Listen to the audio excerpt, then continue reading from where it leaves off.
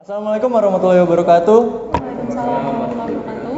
Perkenalkan, nama saya Adam Kurniawan. Di sini saya sebagai ketua kelompok dari kelompok 1 PKM dengan judul PKM penyuluhan pentingnya meningkatkan kesadaran dan keamanan mengenai K3 di lingkungan rumah tangga di Desa Pasir Gadung. Di sini kami akan menceritakan pengalaman kami melaksanakan kegiatan PKM di Desa Pasir Gadung.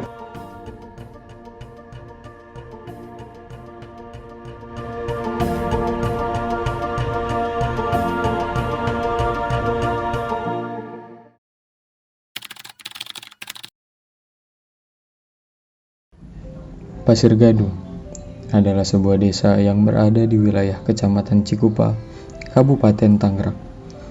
Menjadi tempat untuk kami melaksanakan pengabdian kepada masyarakat. Dengan mengusung tema K3 di lingkungan rumah tangga, kami berharap dapat diterima dengan baik oleh masyarakat setempat. Penyuluhan pentingnya meningkatkan kesadaran dan keamanan mengenai K3 di lingkungan rumah tangga masyarakat Desa Pasir Gadung diikuti oleh 30 orang peserta, di mana pesertanya meliputi ibu-ibu dan juga bapak-bapak yang ada di sekitar lingkungan Desa Pasir Gadung. Peserta sangat excited, di mana seluruh peserta melakukan tanya jawab dan interaktif terhadap penyuluhan pentingnya meningkatkan kesadaran dan keamanan mengenai K3 di lingkungan rumah tangga masyarakat Pasir Gadung. Maaf, saya jet lag nih, saya dari Jakarta Timur ke sini, tapi luar biasa saya bersyukur hari ini dari Jakarta Timur ke sini nggak sia-sia karena Bapak Ibu semuanya sudah mensupport kami dan teman-teman terutama ya. Jadi saya ucapkan terima kasih banyak nih Bapak Ibu ya. Untuk dari tim kami mungkin akan lebih menyoroti di mana kadang kalau ibu-ibu yang ada di rumah sering masak atau biasa menggunakan alat listrik, colokan, setrikaan atau mungkin colokan penanak nasi ya, magicom gitu. Nah, kita pengen tahu nih nanti mungkin dari mas-mas di sini ada Mas Wono, kemudian ada Mas Doni dan ada Mas Adam yang nanti akan lebih mengetahui karena pekerjaan mereka berkaitan dengan kelistrikan. Jadi mungkin nanti akan lebih detail disampaikan oleh teman-teman saya yang ada di depan ini. Jadi contohnya kalau misalnya di rumah tangga, Bapak Ibu kalau misalnya ada gas bocor pasti udah teriak-teriak, Pak, ya, bocor gasnya bocor, ya nggak? Jadi mungkin ini nanti akan menjadi dasar pengetahuan ibu-ibu yang ada di sini, biar kalau misalnya ada kondisi gas bocor, apa sih yang harus dilakukan? Tindakan apa yang pertama bisa kita antisipasi sehingga meminimalisir resiko adanya kebakaran atau kebocoran di gas yang ada di rumah tangga. Pada dasarnya warga atau Bapak Ibu Desa Pasir Gadung sangatlah interaktif saat saya melakukan presentasi penyuluhan tentang kebocoran gas dalam rumah tangga ini. Maka sebab itu saya sendiri merasa sangat senang. Hal yang menurut saya jadi sesuatu yang menarik ketika kami ditempatkan pada posisi yang gambling. Ini yang membuat kami tertantang akan batasan-batasan yang kami miliki. Sampai mana sih kami bisa melangkah? Dan pada akhirnya saya lanjut ya Bapak Ibu. Tadi kan dilanjut sama Mbak Duri tentang ciri-ciri kebocoran gas di dalam rumah tangga. Kadang ada beberapa ciri yang perlu kita ketahui nih. Kalau misalkan di rumah gas bocor tuh kayak gimana? Salah satunya ada gas mengeluarkan bau belerang. Nah, kalau misalkan ibu biasa jalan-jalan naik-naik ke gunung gitu, tangkuban perahu, nah baunya mirip-mirip kayak gitu Bu. Lalu yang kedua ada terdengar suara mendesis. Nah, kalau misalkan begini, berarti kebocoran itu bisa dikatakan lumayan besar Bu, Bapak. Jadi sebisa mungkin langsung ditangani ya. Nanti ada penanganannya nih. Lalu yang ketiga ada nyala api tidak berwarna biru. Nah, biasanya kan kalau misalkan ibu bapak memperhatikan kalau nyalain kompor cetak gitu. Nah, si kompor ini warnanya ada biru, ada oranye gitu. Nah, kalau misalkan tidak ada warna biru saat kompor itu menyala, itu tandanya ada kebocoran pada bagian entah regulator atau pada selangnya. Nah, itu patut diperhatikan ya. Terlebih lagi kepada bapak-bapak yang biasa menangani kan, mengencangkan bau tuh. Jadi agak lebih diperhatikan lagi dalam memasang kompor dan gasnya juga. Yang terakhir ada di nomor 4, gas lebih cepat habis. Kalau ini sih tergantung pemakaian juga ya. Dari selain bocor mungkin kemarin baru beli, kok sekarang udah habis, taunya semalam habis masak rendang kan 24 jam. Ya. Lalu apa yang harus dilakukan kalau misalkan si gasnya bocor?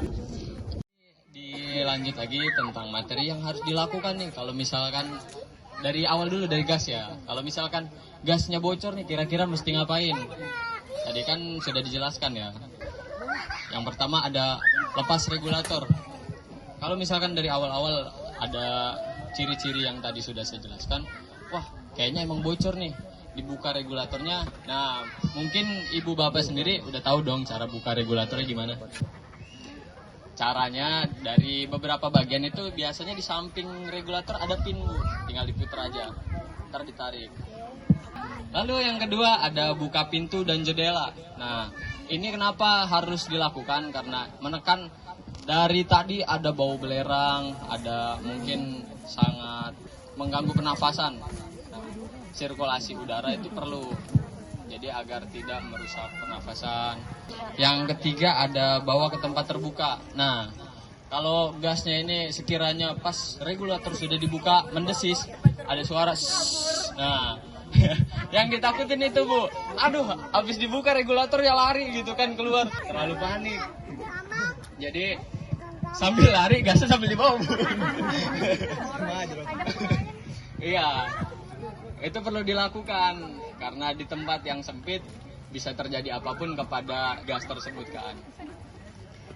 Yang keempat ada tutup dengan handuk basah apabila keluar api. Nah saat ibu masak gitu kan, tadi lagi masak rendang 24 jam gasnya tinggal dikit, udah gitu kebakaran juga. Nah itu kalau misalkan regulator dibuka dan biasanya masih ada percikan api yang menyambar dari selang masuk ke regulator lalu menyambar pada gas, itu biasanya akan mengakibatkan gas itu ikut terbakar dari sisa gas yang mendesis keluar. Nah itu caranya gimana? Caranya ibu atau bapak punya kain di rumah nih, apa aja, mau baju, mau anduk. Nah yang lebih bagusnya sih anduk, karena saya dan Indosyari ingin menjelaskan tentang konsleting listrik yang ada di rumah, dengan contohnya stop kontak sudah gosong masih dipakai, lalu ada kabel sambungan yang semrawut tidak diisolasi kembali. Tentu saja ini menjadi satu kehormatan bagi kami. Walaupun sebelumnya kami masih sedikit takut, bagaimana tidak, bisa dibayangkan jika di hari H hanya segelintir orang saja yang datang, atau bahkan terbesit juga pikiran bahwa audien tidak interaktif dan yang terkesan boring akan materi yang kami bawakan. Bapak Ibu perlu tahu apa nih? Apa itu konsleting listrik atau hubungan arus pendek? Ini adalah sebuah kejadian yang terjadi akibat adanya aliran listrik yang menyimpang dari garis kabel yang telah terpasang, menyebabkan aliran arus listrik akan melalui jaringan yang lebih pendek dari seharusnya.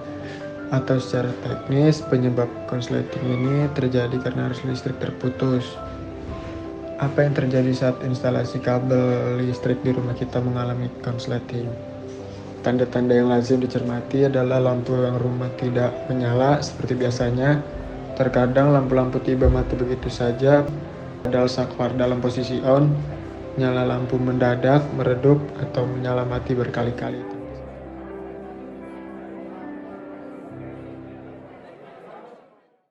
Kegiatan pengabdian kepada masyarakat ini merupakan upaya nyata dalam memberikan edukasi yang bermanfaat. Melalui kegiatan ini, masyarakat desa Pasir Gadung dapat memahami betapa vitalnya kesadaran terhadap kesehatan dan keselamatan kerja, terutama di lingkungan rumah tangga. Penyuluhan tersebut mengungkapkan bahwa peningkatan kesadaran terhadap K3 dapat membawa dampak positif dalam mencegah berbagai resiko dan kecelakaan di rumah tangga.